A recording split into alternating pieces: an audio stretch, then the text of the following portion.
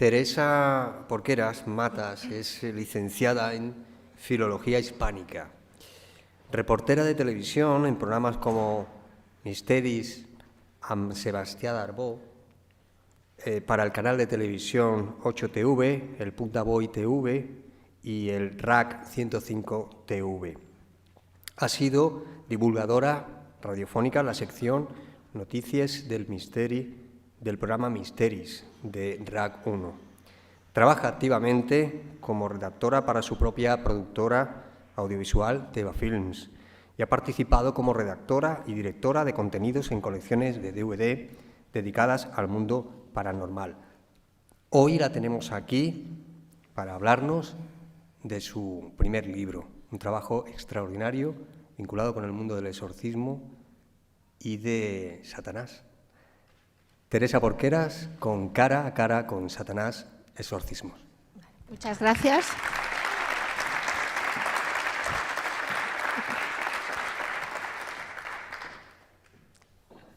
Pon la primera diapositiva, pasa. Bueno, habéis deducido que vamos a hablar de exorcismos, de posesiones y demonios.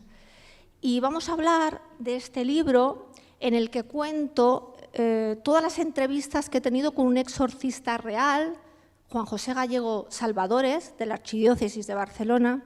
Me he entrevistado con él, cosa bastante difícil, y nos hemos hecho muy amigos y he vivido experiencias increíbles.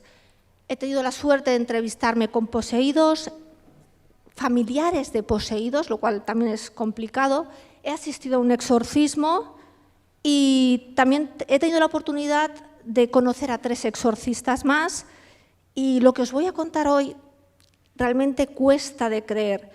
Y lo que vais a ver aquí es la opinión de la Iglesia Católica, lo que la Iglesia piensa, lo que la Iglesia opina, y ese secretismo que hay en torno a todo este mundo. Entonces, vamos a ver lo siguiente. Me gusta siempre empezar captando un poco vuestra opinión, porque es muy importante qué opina la sociedad al respecto de las posesiones, exorcismos, el demonio. Estamos viviendo, es una sociedad racionalista. Realmente siempre intentamos dar una explicación a todo. Me he dado cuenta de que hay mucha gente negacionista, son los cuadrados rojos. A mí esto de los exorcismos, demonio, posesiones no va conmigo porque creo que es un invento de la Iglesia. Creo que todo es ficción, hay tantas películas, tantas y tantas historias que nos han contado, ¿verdad? Todo esto no puede ser verdad. Y luego los que creen que todo es producto de la mente, los psiquiatras, psicólogos, intentan dar una razón, una explicación, o sea, esto no tiene por qué existir. Hay otro grupo de personas, a ver si va esto, que sí que creen, y lo creen porque han vivido en propias carnes ciertas experiencias, porque los familiares también lo han vivido y por convicción. Y otro grupo de personas que me he encontrado que tienen mucho miedo a este tema.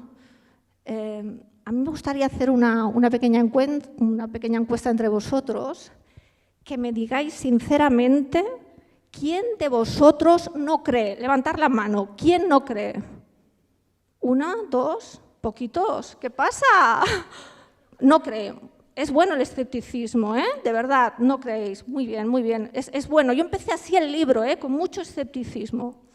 Siguiente pregunta. ¿Quién cree porque lo ha vivido, porque se lo han contado? ¿Quién cree? ¿Arriba manos? Bueno, algo más, pero tampoco mucho. Venga, los que no habéis levantado la mano, ¿os causa miedo, respeto? Causa miedo, respeto, como una sensación en el cuerpo así, intranquila, ¿no? Pero realmente todos estáis aquí y os causa curiosidad, si no, no estaríais aquí, ¿verdad? Vale. Siguiente. ¿Realmente existen los exorcismos? Yo era la pregunta que primero me formulé. ¿Desde cuándo existen los exorcismos? Siguiente. Sí existen los exorcismos, antropológicamente hablando, siguiente, desde que el mundo es mundo, en la tierra, desde siempre, desde el origen de los tiempos, en todas las culturas, en todas las épocas, mujeres, niños, adolescentes. Aquí vemos a Jesús, es el primer exorcista documentado de la historia, y aquí realizaba un exorcismo en el templo de Cafarnaúm. Siguiente. Aquí veis las principales religiones, las actuales, los hindús, budistas, judaísmo, islam, Iglesia Católica, que vamos a hablar sobre todo de la Iglesia Católica, y en todas las religiones existen una serie de entidades, llamémoslas maléficas, que se relacionan con Satanás, con el demonio, y en todas las religiones hay una serie de rezos, ofrendas, que de alguna manera liberan a las personas. En todas las religiones existe la idea del bien y la idea del mal, y de que una entidad interactúa con el ser humano. Siguiente. Aquí vemos las entidades, algunas de ellas, por ejemplo, en la religión hindú. Aquí veis a Asura, este es un semidios, un guerrero, simbolizado con 6 brazos. No sé si le podéis apreciar los ojos. Tiene los ojos en blanco. Los poseídos mantienen los ojos en blanco. Este es un semidios que, según la religión hindú-budista, puede llegar a poseer a los hombres. Aquí vemos a Ráksasa. Este también es una fiera terrible, es devorador de hombres, es el terror de los sacerdotes, especialista en poseer a humanos, y realmente es un ser aterrador, es un demonio. Si le veis los ojos, los colmillos, es un ser realmente repugnante. Aquí veis, en el judaísmo también se hablan de demonios, se habla de los Chedim, que son seres que pueden volar, son seres que no son perceptibles por los hombres. Y aquí, por ejemplo, tenemos en la tradición hebrea, tenemos a Lilith. Os he puesto a Lilith porque muchos de los poseídos actuales, muchos dicen tener contacto con Lilith. Aquí veis que es una demonia con una forma de mujer, es muy voluptuosa, y dicen que tiene contacto carnal con los hombres, por las noches sobre todo. En el Islam también se realizan exorcismos, y allí pues tenemos a los jinn. Realmente no es un demonio propiamente dicho, es una especie de genio. Aquí veis la lámpara maravillosa, ¿os acordáis de Aladín? Pues de esta lámpara dicen que salían los genios, ¿no? Y estos genios tenían la peculiaridad de que eran como los humanos, podían elegir entre el bien y el mal, y si elegían el mal podían llegar a poseer a humanos. Se cuenta que los potentados del Islam guardaban en su casa siempre una lámpara y dentro presumían de que guardaban para sí un jinn. Siguiente. Y aquí tenemos a Satanás en el cristianismo, representado, como veis, con el tridente, con los cuernos, con la cola, en tonos rojizos. Realmente es una figura aterradora. La tenemos todos puestos en el ADN. Nos causa miedo Satanás, lo tenemos ahí. La religión, hay algo que simplemente esta imagen pues la rechazamos. Realmente simboliza la lucha del bien contra el mal. Y aquí vemos a Jesús librando la batalla contra el mal. ¿Qué nos cuenta el cristianismo de Satanás? Nos cuenta que Dios creó a los ángeles, de ahí su naturaleza angélica, y en un momento dado se distanció este ángel de Dios y se convirtió en un demonio. Y estamos hablando de que es un espíritu. Los exorcistas comentan de que cometemos el error de antropomorfizar la figura de Satanás, pero es un espíritu con las carencias propias de los espíritus. ¿Y qué pretende Satanás? Pues según los exorcistas pretende tentarnos, apartarnos de Dios, y lo hará de 1000 maneras. Siguiente. Jerarquía de las huestes diabólicas. ¿Cómo suena esto, verdad? los exorcistas dicen que los demonios se organizan como si fuera un ejército, de ahí lo de huestes diabólicas. Ellos dicen que, según los exorcismos que han realizado, hay muchos tipos de demonios, hay miles, millones de demonios, de hecho, 1/3 de los ángeles del cielo se convirtieron en demonios, y el primero y más poderoso de todos ellos se llama Satanás, el engañador, el príncipe de la mentira. En segundo lugar tendríamos a Lucifer, el ángel caído, aunque aquí hay un poco de controversia, ¿eh? Hay exorcistas que creen que es la misma entidad, pero hay otros que creen que primero es Satanás y segundo Lucifer. Aquí hay un poco de controversia. Siguiente. Y en tercer lugar existirían los llamados demonios principales. Estos son unos demonios realmente con muchísimo poder y que a su cargo tendrían a legiones de demonios. Una legión en tiempo romano era entre 5.000 y 10.000 soldados, es decir, que Asmodeo, por ejemplo, tendría a su cargo 72 legiones de demonios, Belcebú tendría a su cargo 66 legiones de demonios y Astarot 40 legiones de demonios. Os he puesto estos demonios principales, pero hay miles, millones de demonios. Os he puesto estos porque de mis entrevistas con personas poseídas, ellos comentaban mayoritariamente estos demonios, Asmodeo, Belcebú y Astarot. Asmodeo, veis que es una figura bastante repugnante, tiene 3 cabezas de carnero, toro y una especie de ogro con un... aquí es repugnante, está encima como una especie de dragón con las patas de oca. Este es un demonio, el demonio de los pactos satánicos al que se le invocan, sobre todo en rituales satánicos. Es el notario del infierno. Aquí, por ejemplo, y de la lujuria. Y aquí tenemos a Belcebú, se le invoca sobre todo en las reuniones brujeriles. Belcebú también se le conoce como el señor de las moscas. ¿Os acordáis de la película El exorcista, que hay un momento que hay como un ruido de moscas? ¿Os acordáis? Pues hace referencia a Belcebú.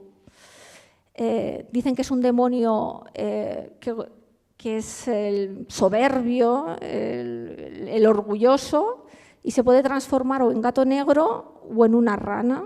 De hecho, el padre Amorth, el famoso exorcista que murió el año pasado en el Vaticano, él hablaba de que en muchos exorcismos aparecían ranas. Y aquí tenemos a Astarot, que también es un ser realmente repugnante. En su brazo tiene una serpiente que dice que puede gobernar el pasado, el presente y el futuro a voluntad. Siguiente.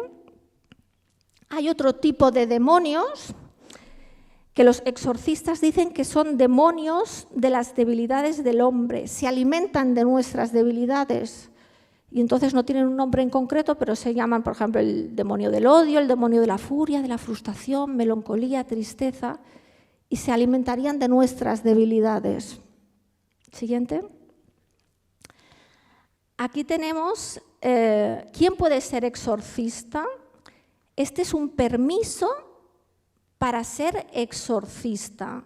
Es el permiso de Juan José Gallego Salvadores, de Barcelona, el exorcista de Barcelona, y realmente es un permiso solamente por 3 años, cada 3 años se va renovando, y la única persona que da este permiso es el obispo de las diócesis. Realmente pueden hacer exorcismos solamente los obispos, los exorcistas, y en algunas diócesis que no hay exorcistas, algunas personas por un corto periodo de tiempo que se llaman ad actum. Hay zonas que determinadas personas van a ver al obispo y bueno, le cuentan que tienen un problema de estos y nombran pues, a un presbítero para que les atienda. En el Código de Derecho Católico se dice que solamente puede ser exorcista una persona docta, prudente, piadosa y de buena fama. Sobre todo esto lo miran mucho, de buena fama. Ha de tener estudios de teología, de demonología y ser una persona pues, muy racional porque realmente cuesta hacer este trabajo. Siguiente. Estos son los instrumentos necesarios para exorcizar en la Iglesia católica. Aquí tenemos las manos de Fray Juan José Gallego Salvadores. Veis que porta el alba, la túnica blanca y la estola morada. Es muy importante que cuando los exorcistas realizan su ministerio lleven este atuendo porque simboliza la Iglesia. Ellos cuando realizan el exorcismo no lo hacen como una persona. Soy el sacerdote exorcista, voy a intentar liberar a tal individuo. No, ellos representan la Iglesia y por eso representan esa fuerza, esa conectividad con la divinidad. La estola es morada porque significa la consciencia, la voluntad de erradicar el mal. Aquí vemos sus manos. Y aquí vemos el agua exorcizada, es agua con sal, y aquí tienen el hisopo para asperger agua. Es muy importante el agua, y el agua exorcizada quema a los poseídos. Esto os lo puedo decir porque yo lo he visto. Quema, les quema. Esto es real. Aquí tenemos el crucifijo, es súper importante el crucifijo porque hay un momento del ritual romano, cuando se está acabando, se le pone el crucifijo encima de la cabeza y simboliza ese poder del bien sobre el mal. Aquí los poseídos realmente estallan, muchos empiezan con unos movimientos terribles, se escupen, hacen de todo porque no pueden soportar la visión del crucifijo. Aquí tenemos el ritual romano, del que hablaremos a continuación, y hay otro elemento que falta, y es el incienso exorcizado. El incienso exorcizado, le pregunté a un colaborador, oye, ¿por qué ponéis incienso? Y me dice, porque es que hacen un olor bastante fuerte, emiten un olor fétido, que es que se nota en el ambiente, y para contrastarlo ponen el incienso. Parece de película todo esto que estoy contando, ¿eh? Siguiente. Este es el ritual romano que utiliza la Iglesia Católica, porque estamos hablando de la Iglesia Católica. Este es el primero, el de 1645, el ritual romano, muy efectivo. Realmente los exorcistas dicen que realmente este es el ritual más usado y más efectivo. De hecho, es en lengua latina, dicen que el latín realmente funciona.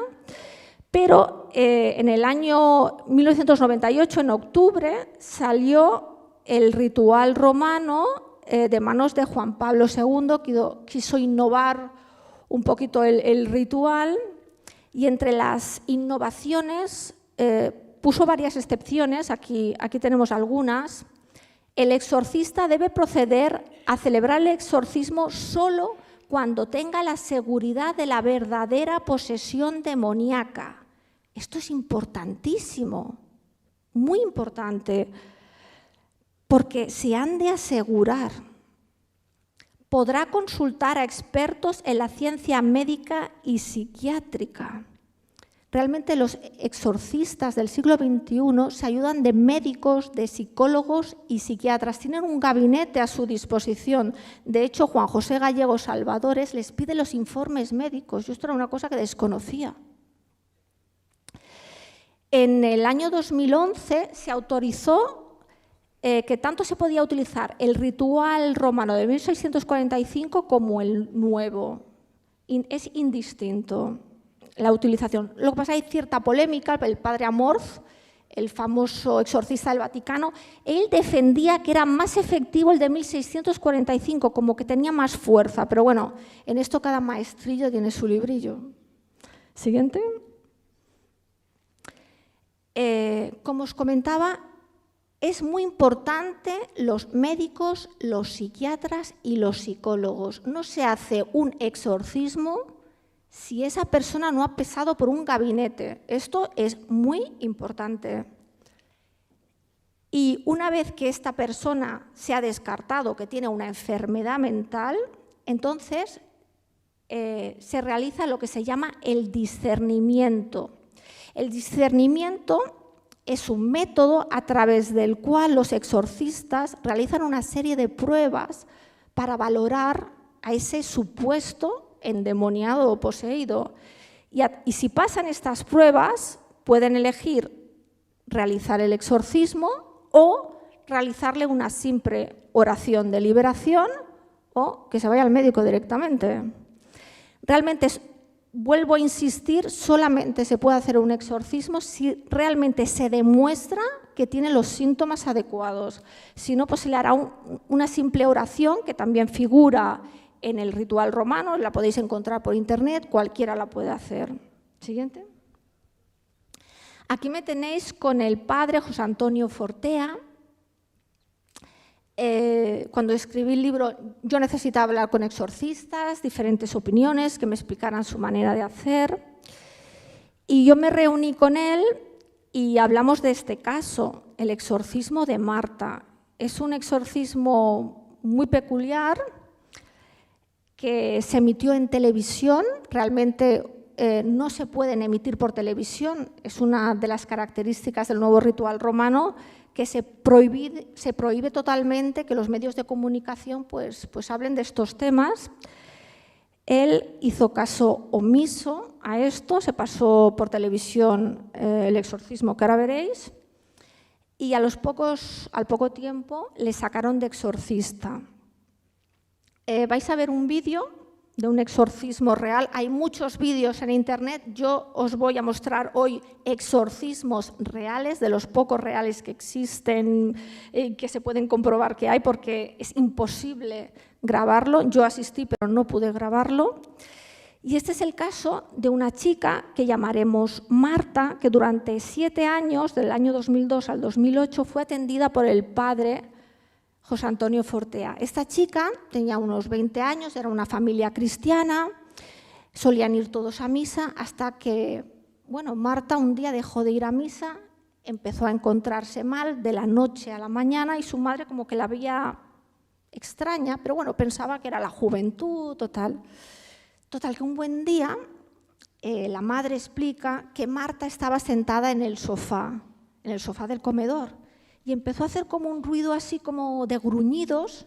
Su madre se la quedó mirando, de repente se cayó y para su asombro su madre observó cómo Marta encima del sofá se elevaba directamente, empezó a levitar con el sofá, empezó a levitar. Su madre se quedó alucinada. Al poco tiempo me contaba el exorcista que la madre, en otra ocasión, abrió la puerta de la habitación de Marta y observó a Marta como estando encima de la cama, se movía, se contoneaba y se agitaba de una manera increíble, como si fuera una marioneta que alguien la estirara desde arriba. Visitaron a médicos, no le dieron ninguna solución, visitaron a un exorcista que no estaba preparado y cayó enfermo, y a partir de entonces empezaron los exorcismos con el padre Fortea. El padre Fortea la estuvo atendiendo 7 largos años con exorcismos de 4 horas. Ahora vais a ver uno de los exorcismos que se pasó por televisión y lo vamos a comentar. Pásalo. Vídeo 1.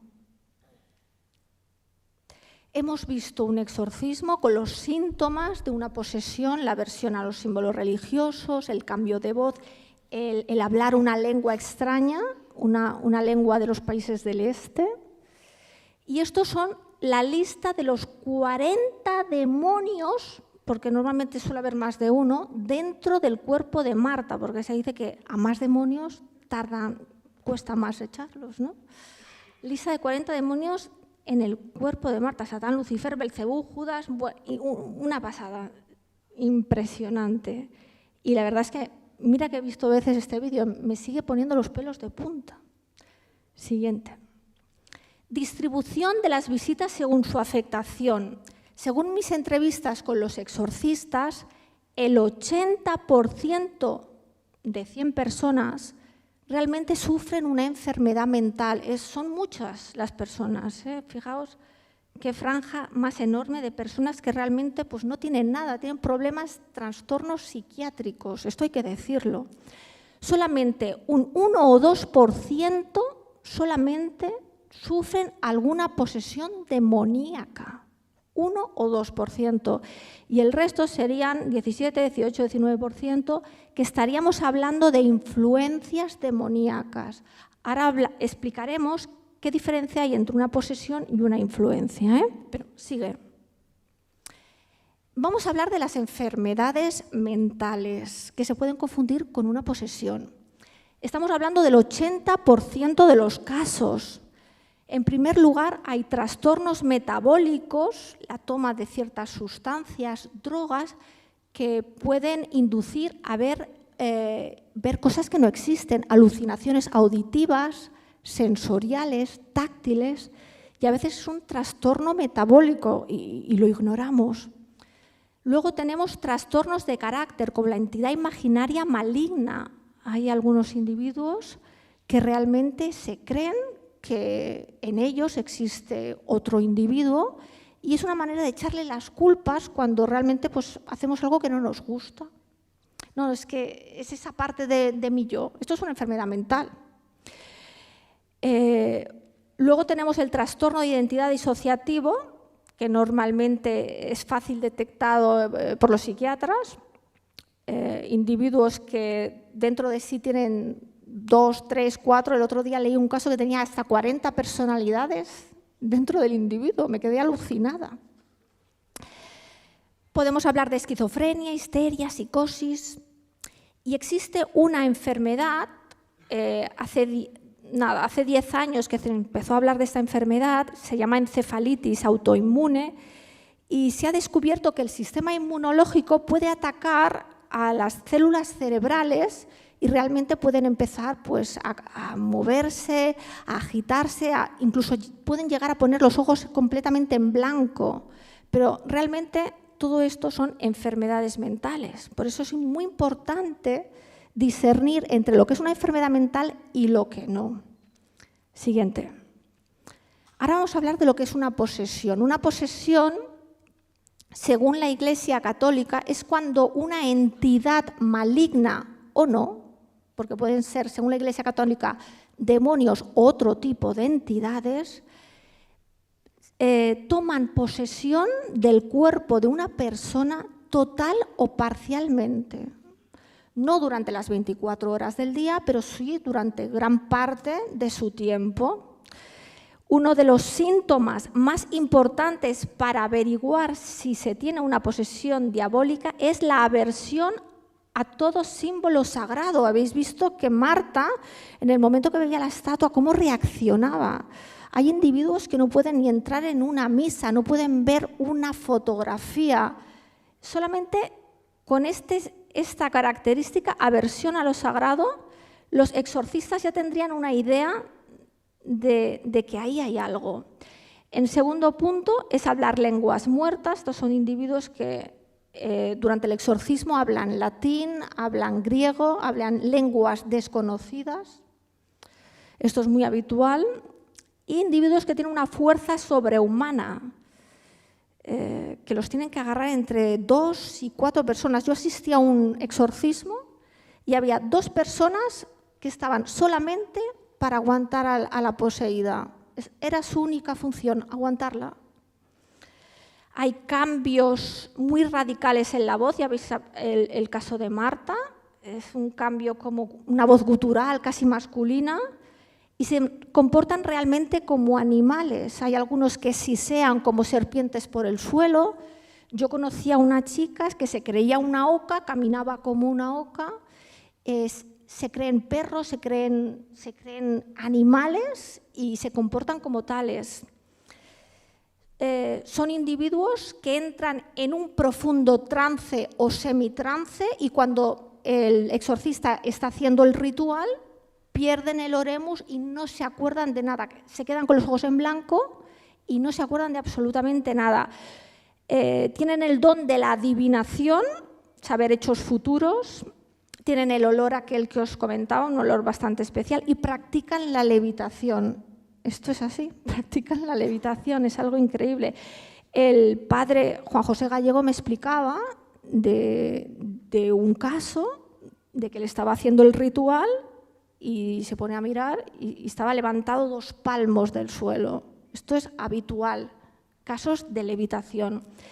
Y luego tenemos también los vómitos o materialización de objetos. Esto, según lo tengo entendido, en España no hay ningún caso. Sí, en Italia y Hispanoamérica son individuos que en el momento de hacer el exorcismo les coge unas arcadas tremendas, unas ganas de vomitar, y en ese momento se materializan todo tipo de objetos, collares, pilas, instrumentos de metal de todo tipo. Pero en España no hay ningún caso.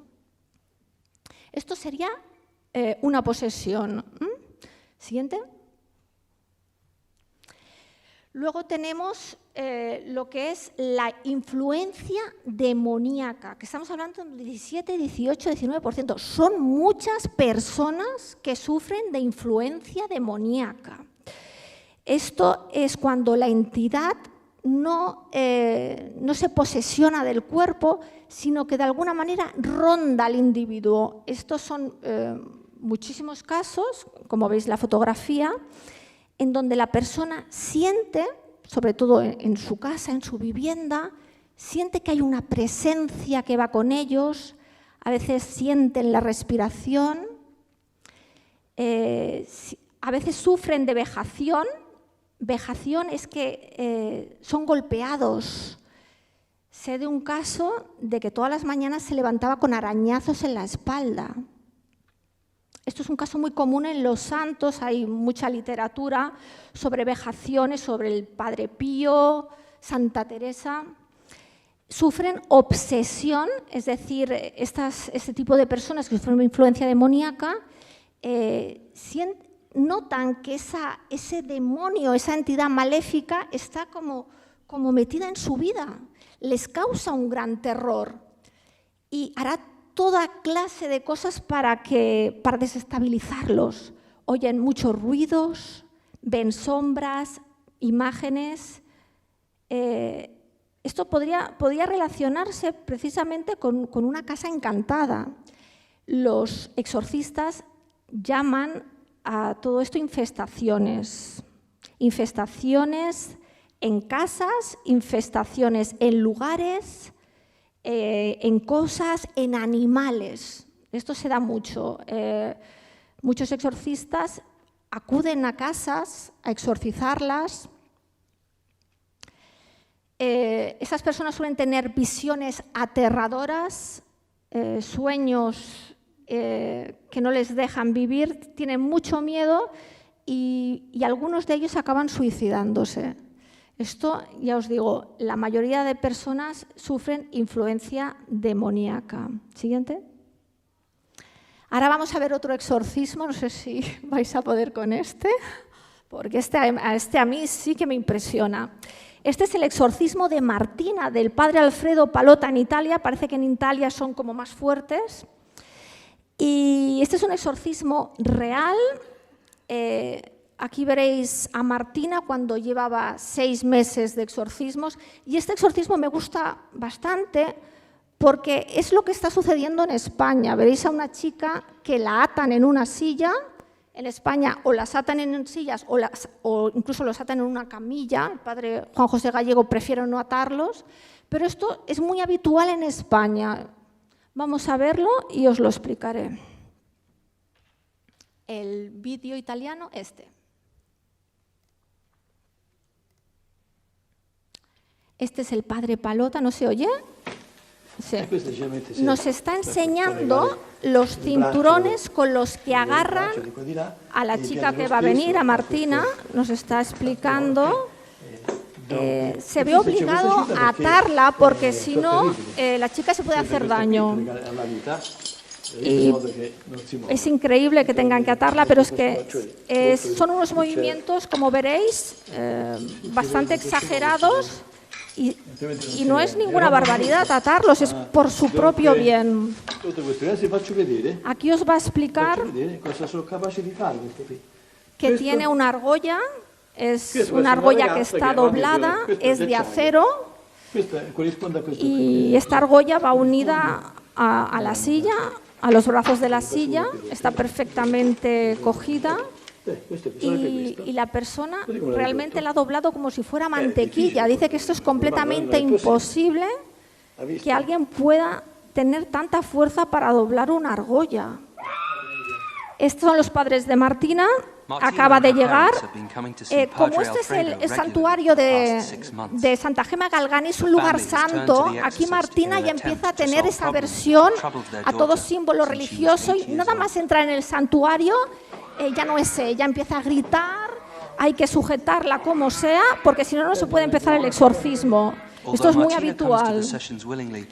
Sobre todo los familiares tienen que ayudarla. Es muy importante que los exorcistas se acompañen de ayudantes o de familiares.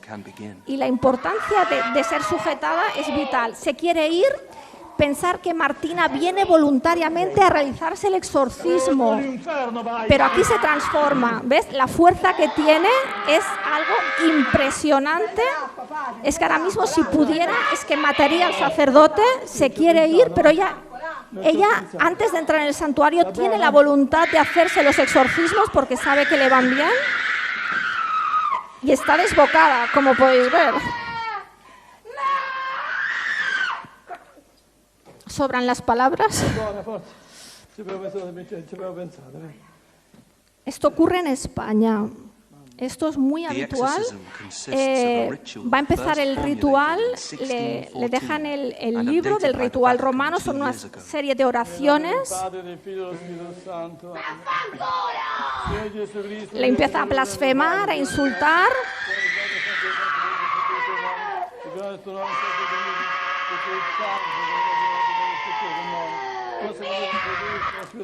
Ella es mía, es muy habitual que los demonios hablen así, ella es mía. Y coge el agua bendita y la quema, o sea, es un agua que realmente es la fuerza contra el demonio. Tu sei benedetta fra le donne, Ave Maria, piena di grazia, il Signore è con te. Tu sei benedetta fra le donne, benedetta Santa Maria, ma libera, ma Maria, no, maligno, è Cristo più forte. Cacciale via, di la verità. Di la verdad, la verdad. Di la verità. Di la verità a questa signora. ¿Existe o no existe? ¿Existe o no existe? ¿Existe o no ¿Existe el demonio? Sí, existe, el demonio existe. Dame una prueba. Come fate a dimostrare che esiste? El demonio, las guerras, todas las cosas. Yo estoy en todos los lugares.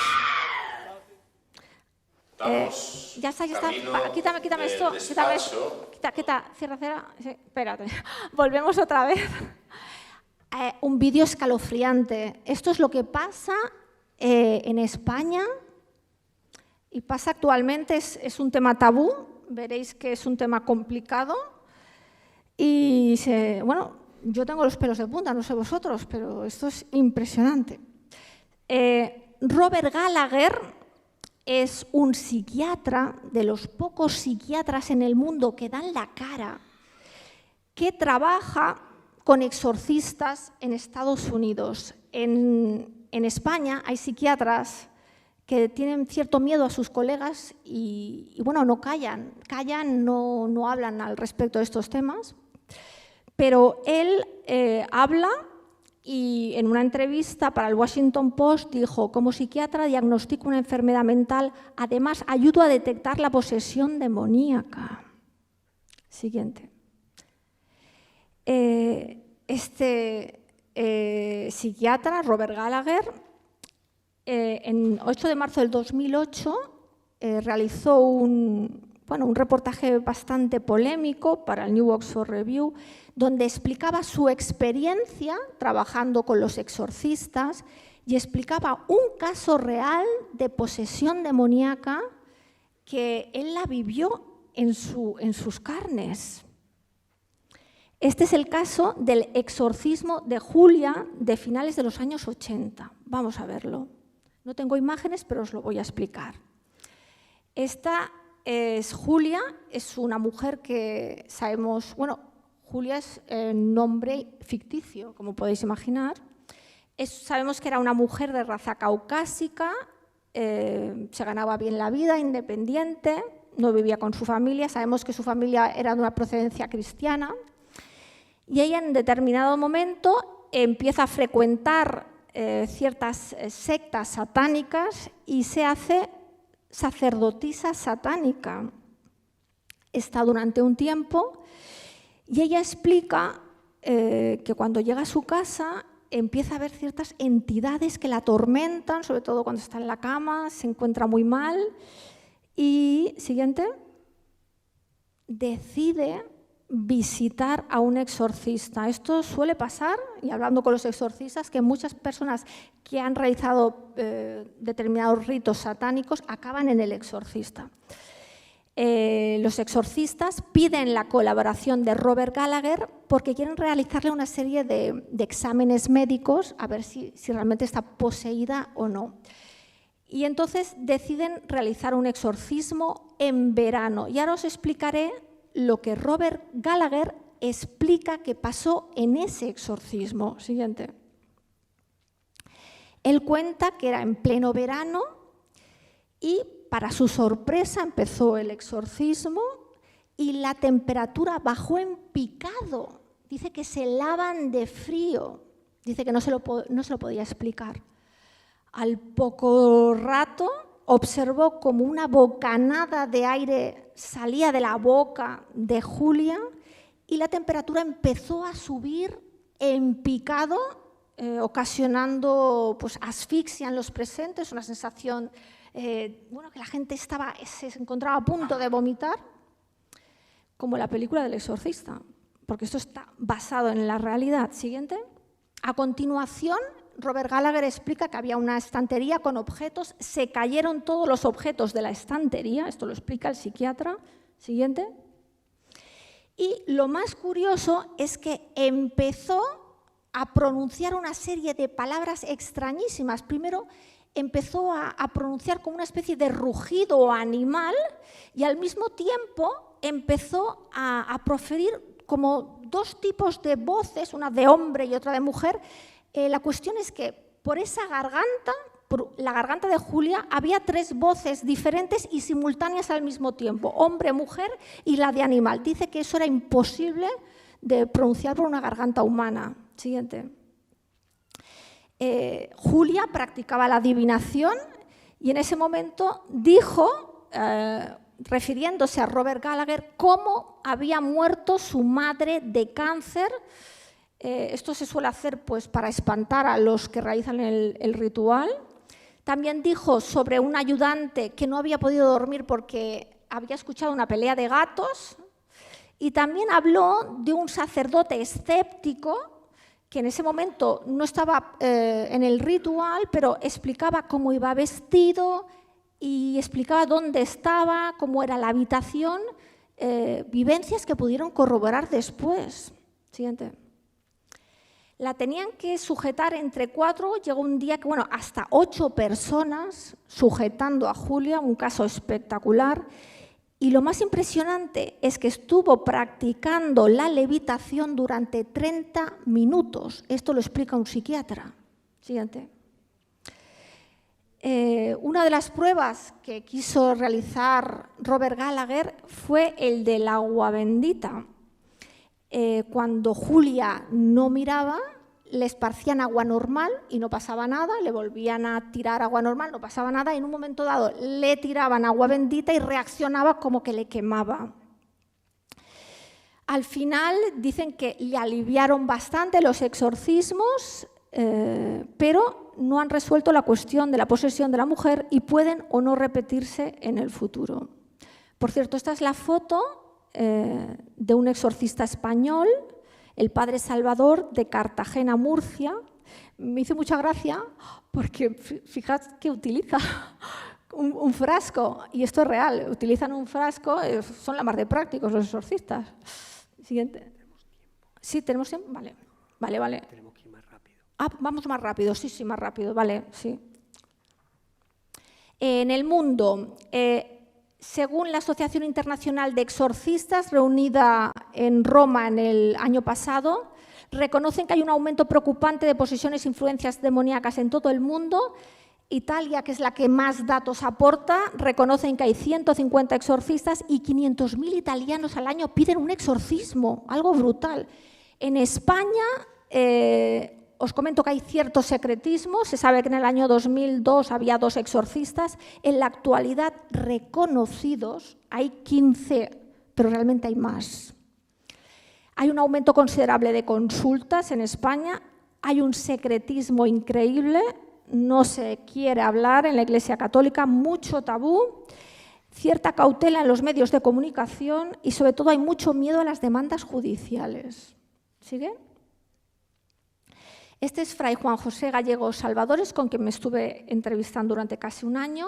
Este es el convento de Santa Catalina, Virgen y Mártir, en la ciudad de Barcelona, donde realiza los exorcismos. Siguiente. Fray Juan José Gallego Salvadores fue nombrado en el año 2007, en la actualidad lleva 10 años de ejercicio, son de los pocos exorcistas que cuentan lo que hacen, cómo viven su ministerio, y él reconoce, ahora porque ha sufrido un breve parón por culpa de una enfermedad, que él tiene en su consulta 5 y 6 personas diariamente. Cuando empezó en el 2007 tenía una lista de espera de 100 personas, algo impresionante. Sigamos. Este es el despacho de un exorcista español, de Fray Juan José Gallego Salvadores. Él se sienta en esta silla y el poseído se sienta aquí. Las primeras entrevistas tienen lugar en ese despacho. Si la persona no se va a mover demasiado, le realiza el exorcismo aquí mismo, en este mismo despacho, y si ve que va a ser violento, lo traslada a esta capilla donde se realizan los exorcismos, la capilla del Rosario, se apartan los primeros bancos y aquí se realizan los exorcismos. Esta es una foto que realmente no la ha visto mucha gente. ¿Dónde se realizan los exorcismos? Sigamos. En el libro explico el caso de Anaís la Posesa, que es un caso real. No lo voy a desvelar aquí porque es una de las sorpresas del libro. Es una chica lleidatana que durante 7 años, este año se cumple 8 años, está recibiendo exorcismos semanales. Ya está. Sí, la siguiente ya está. Muchas gracias.